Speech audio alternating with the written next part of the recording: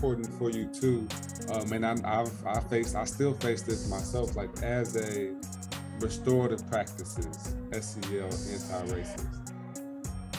Sure, you can give me a book, but this isn't something you can see. This isn't somewhere kid answers A, B, C, D, and you get a score back. Like, how do you make something that's social and emotional tangible in a pitch or in a grant for people to see it and buy into it? So for us, it's like what people don't know is like the jargon that educators use. So people don't know what restorative practices is. Mm-hmm. Most people don't even know what SEL is. They're like, oh, that buzzword, but I don't really know what that is.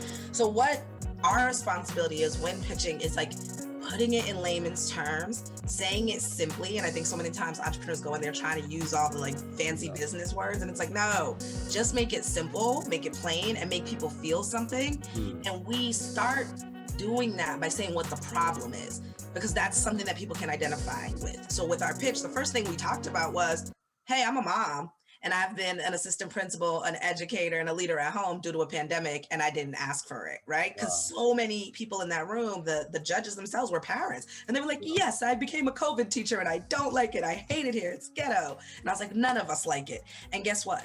When your kids go back, they will have suffered trauma as a result of not being in school, and teachers have to deal with that. And they're not prepared because they're not adequately trained. How do we solve that problem? Boom, we offer services to that end.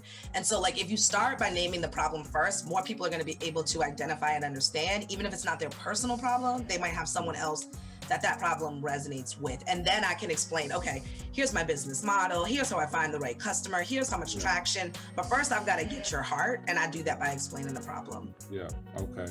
That makes a lot of sense. And I think the problem, and then you could bring the solution. Because a lot of times I think as a consultant, as any business provider, you have to understand the problem that your client doesn't understand. Right.